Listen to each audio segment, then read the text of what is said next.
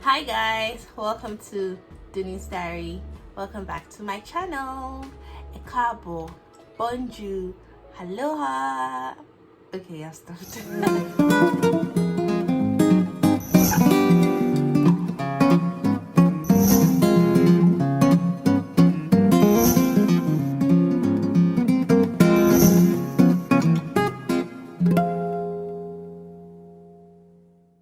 Hi guys, welcome back to Dunnee'S Diary.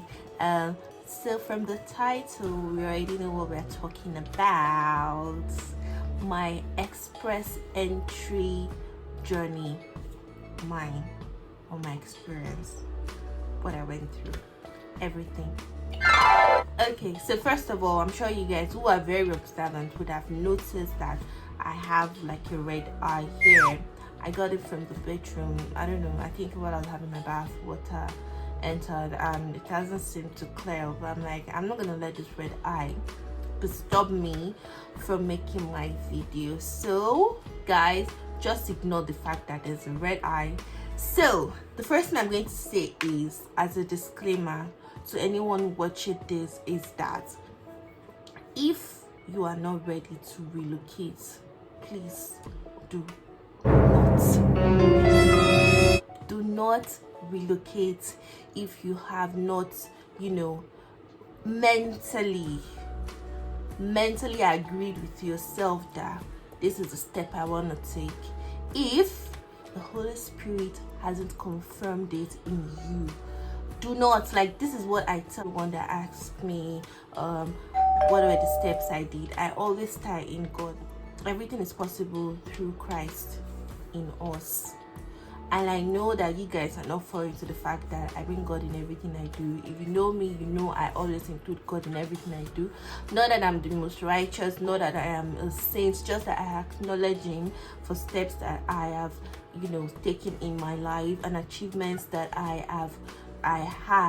acknowledge Him in, because truly it's not by my power, not by my mind. So having been a little bit spiritual now, I'm just going to say, if you are not doing this because you've gotten a conviction in your heart that's from the Holy Spirit that this is the right step to take, please just listen to this video with one ear tuned off and the other ear tuned in for someone who might be willing to know. Please guys, do not also quote me anywhere. This is strictly on my own experience, guys. So this is what I went through. These are the things that I did and I went through during my express entry process. So guys, do not quote me that this is the right thing to do, this is the wrong thing to do, or whatnot. I would say every information you need, all of the information you need, it's currently in the Canada website. I will leave the link below. You guys can go there and search for everything you want to know about immigrating to Canada. I can't speak on immigration to other countries. The only country I have ever immigrated to is the country I am in right now, and that is Canada. So guys, having said that, and having been on the same page with you guys now, I can now jump right into the topic and the story for today. So guys, the first thing I did was to write my IELTS. I wrote my IELTS with British Council, and as at the time when I did it, it was 68,000 naira. It was also, I don't know, it was also still the most dominant center to write IELTS. I mean, British Council was the most dominant place to, center to go to write IELTS, or the most dominant agency for IELTS. Before MOD came in, I didn't know anything about IDP, MOD at that point. All I knew was British Council. So I registered with British Council, paid for my application. Now the application is quite different. They use bank drafts. You have to go to the bank, give like a unique code online once you've registered, I guess, and then you have to get a number, go to the bank. They have like designated banks that they use, so they will direct you to which of the banks. They will have a list of banks that you could go to deposit the money. So I went to Stanbic, so I used Stanbic and I paid my money into that account. So I wrote IELTS. My score was fairly okay, wasn't too bad. I know right now people are aiming for 9, 8.5, have 8 at least. Mine was a 7.5 in overall. However, my scores broken down were 8 for listening, 7.5 for speaking, 7 for reading and writing. I would implore you guys to do well, like when you're about to take IELTS now, knowing that the scores have the cutout scores right now have increased significantly. You would have to like do well in your IELTS. I know that it's quite challenging, or it may be quite challenging to juggle work and exams. Is very challenging. So guys, I would implore you to, if you can, take a day or 2 days off, or a week, as much time as you need to prepare for the exam, because you have to be mentally stable. You have to be ready mentally. Like I still say this, like your mental state of health is the most important. Like you have to be abreast with how well you are mentally, guys. So before you take the exam, this is my tip, this is my personal tip. Before you take the exam, make sure you are in a right state of mind so that you will be able to take the exam. After I wrote my IELTS, I took a pause for about 2 months. I didn't do anything. I was still trying to figure out if this was the right step for me to take. So I wasn't in a hurry to go forward to the next step. So I began my West 2 months, my ECA 2 months after I took my IELTS. Now this is because, like I said, guys, do not commit into relocating. Relocating is a big deal. I have to say this again. Relocating is a big deal. It is not the same as going to school for studies outside of your country. It is not the same as a vacation. It is a big deal. You are just leaving, like literally leaving everyone you know, leaving your family if you do not have family where you are going to, leaving your friends, most of your friends, and then just deciding to go to another country where the culture is different, where the people are different, where the food is different, where the settings, the environment are entirely different. So before you go to make that choice, guys, make sure that you've prayed about it, you've heard from the Holy Spirit, you've heard from God that this is the right step to take. Because I would not say that it's been an easy ride. There are challenges, and you have to be ready to accept that there are challenges. And even when you are facing those challenges, you have to know that yes, you didn't come here because you didn't follow. You didn't come here because you just you heard, let me just do this, let me just do it, let me just do it, and just go. You didn't come here because you just felt like, oh, I'm tired. Nigeria is the place that will still come out of all of this mess eventually. However, it was time for me to go. And I would say this, from a very young age, I've been saying that I will have to come to Canada. I had the opportunity to come study here earlier, but I chose the UK. So Canada had always been somewhere I'd always wanted to visit. And then when this opportunity came at me, I just thought like, okay, there is chance, this is an opportunity. I mean, why not just do it? I didn't do it because I saw some people doing it, or my friends are doing it, or Lagbaja is doing it, or Tamedu is doing it. No, guys, that's why I had to even take a break after I wrote my IELTS, because I wanted to be sure this was the right step for me. And so far so good. Everything has been working together for my good. Having done so, I did my ECA. This ECA means where they evaluate your educational credentials. This educational credentials assessment, they evaluate your educational credentials and they see if you are actually qualified. The program I applied for is called the Federal Skilled Program. So it's for people, for professionals who are working and would like to share their skills in with the Canadian citizens. That's basically what it is. So you have to fill a form and all of that jazz. Before you fill out the form and enter the pool, the first two things you have to get done is to do your IELTS, and the second is your educational credential assessment. And there are two bodies that actually do this. I use WES. I can't remember the second name. If I do remember, I'll leave it on the screen or in the description box below. I used WES, and normally WES would ask if you have like your highest credential as a master's. It is best or affordable, or would I say cheaper, to use to evaluate your highest level of education. Most people, however, evaluate their BSc and masters, but I don't see it as a need to do that because I only did my masters. I have a master's degree, so I only evaluated my masters.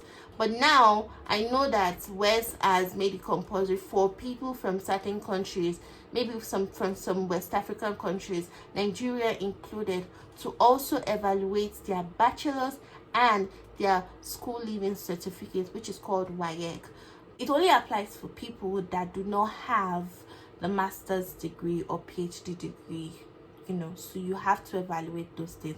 Guys, I would also say that this thing is not free. Let me even give you a small story time. Before I applied for this, I thought, there was like lottery. You just fill form online and then you wait for them to just pick your number or pick your form, and then like, congratulations, so you now have green card, or you are now a permanent resident. I know it sounds stupid, but that's exactly what I thought. So there are costs associated to these things. I would advise that you do your research, guys. I am not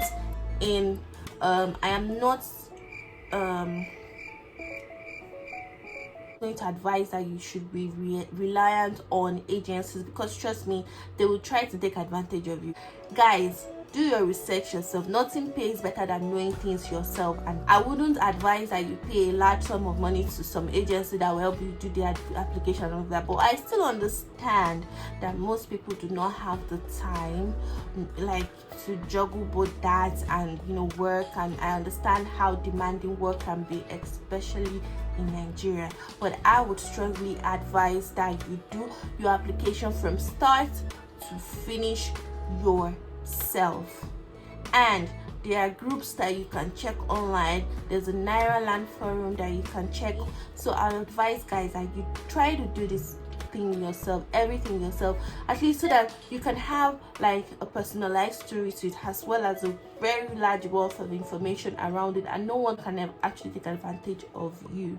So after I did my WES, after I filled my form, after I requested for my transcript to be sent to WES directly from my school, that took about 2 months, I guess 2 months. And and the way I got my scanned copy of my evaluation, they just said, oh yeah, it's the same level of education with Canada. That's all. You pay so much money and then it's just one page that they're gonna give you. So anyways, so after that I applied, I filled the form, the express entry form. I filled it, and then I got into the pool. Now the pool is different from submitting your application. I got into the pool, and then I had to wait to be invited to apply. Now that invitation to apply is called ITA. There are so many acronyms, guys, when it comes to this express entry application. So many acronyms I even had to learn. So ITA means invitation to apply. So there are draws that happen every 2 weeks, usually on Wednesdays, aside from when there is a holiday, a bank holiday in Canada. If there is a bank holiday on that Wednesday, you probably get your you probably get your invitation to apply on a Friday. However, so what they do is, the way the system, based on my knowledge and based on what is on the site, like I said, I'll leave the site in the description box below. Be sure to check it. Everything, literally everything you need is on their site. Once people apply and enter the pool, there is a way they arithmetically through data-driven insights, logics, and algorithm. They check for an average of the minimum score. So for example, if the minimum score for that set is, for example, let's just say top of head 500, right? And you know, there are people that got more than 500, people that got 501, people that got 520, 560, and probably the highest was 1,000. They would say the cutout for that drawer is 500. So anybody that got a score of 500 or above or above, right, will be sent out an invitation to apply. So that's how you get your invitation to apply. Now, as I said before, invitation to apply is different from just trying to fill out your form to enter the pool. However, the same semantics, the same structure you had to fill when you were filling out the first form which got you into the pool is the same thing with the form you will see once you get your invitation to apply mail. But there are other details in there, guys. As I said, I would advise you go to the site to check out these things. Also, to get prepared for this way before you start your application, go to the site and check out the amounts required when you are trying to apply. The Canadian government require you to have a certain amount of money whilst you are coming into Canada. Now, this is so that they are sure that you can cater for your family, you can cater for yourself when you come. Should peradventure you do not get a job immediately, or you have to wait for a certain amount of time to be able to settle in and get your feet. So that's why they require, because they've done their statistics, they've done the analytics, and they know that this is the amount that should be enough for a single person with family of 2, with family of 3, 4, 5, 6 and above. So everything that you need to know about money to bring and all of that, it's in the site. I am emphasizing on the site because I want to implore you guys and encourage you guys to go do your research yourself. It will be very helpful. So once I was done with that, I sent out my application, and then there begins my wait. Now, what did I do while I was waiting? Now, this is very important because a lot of people, I have noticed a lot of people get very anxious during this stage. Their waiting period, they're waiting for them to approve. I would advise that you take your mind off it. Now, I may have missed a step. Before you submit your application, you'll be required to do your medicals. Now, medicals come in Lagos. I went to a family City Life medicals place, I can't remember, and that was about 28,000 naira. I can't remember, to be honest, guys. This was like a few years back. I can't remember. Also, if you do not have a valid passport, or your passport has expired, be sure to get your passport way before you start any of these processes, before you do your ECA, before you do your IELTS as well. I didn't do that. I did my IELTS and I had to renew my passport at the same time because I didn't think I was going to do it, because as I said before, I took out some time to think about this decision, so I didn't proceed immediately. So back to the wait. So once you've done your medicals and you've submitted your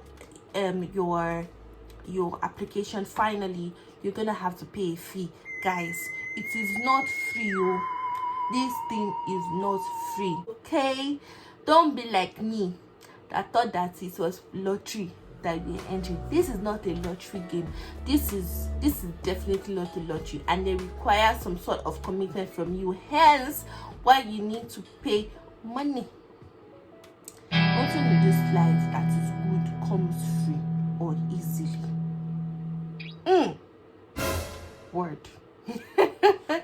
So the wait season is actually, guys, if you continue like dwelling on the fact that you are waiting for your PPR, you are going to go crazy. You're going to be frustrated. You won't be effective at work and every other thing you need. You won't be effective at all. So I would implore that you take your mind off it and just focus on work.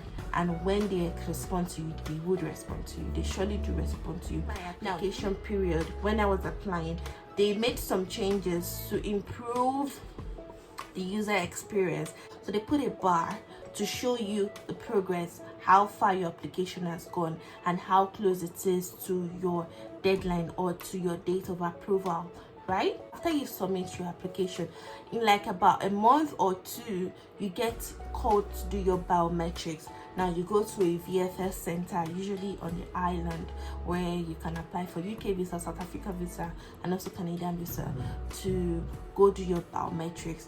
And understand that most applications take a long time before they get the approval. And some people, while they are waiting, they call for GCSM notes. I think you have to pay about 4,000 naira for that. They also call to find out how far the application has gone and what would be holding it down, or what would be delaying it. I do not know, because I personally did not do any of those. However, my application took from that point I submitted my ITA to the point I got my email, my confirmation of permanent residency, which is the approval. It took about 5 months. I got my approval, and yeah, that's an end explanation of how it went. You can discuss in the comment section down below, and let me know how your experiences were. Or did you have to wait for 5 months like I did? Did you have to wait for less? I know some people had like waited for 1 week, and then after 1 week they got the approval, and bam bam bam, that was it. Why I had to wait for 5 months? Did you wait for more than 6 months? Did you wait for a year? Guys, let's discuss in the comment section. Let me know what your experiences are.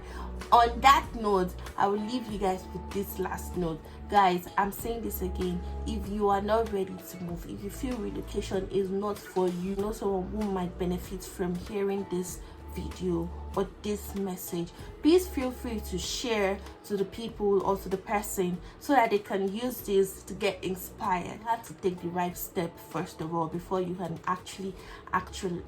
actualize your dream, basically. So guys, if you enjoyed this video, please click on the like button. Let's discuss in the comment section down below, and I will see you guys in my next video. Bye guys. I was just focusing on work. Things happened during that period, so that didn't make me think about my application, to be honest. But I focused on work as much as I could. I didn't really dwell on it too much. I just believed God as well that we're going to do everything, because he had confirmed, he had given me confirmation that this was the right step to do. So I believed in all of it. Not to mention, I look at my brows. This is executed. See you. I'm doing a good job. I know I'm not doing it, but I'm trying. Thank you, darling.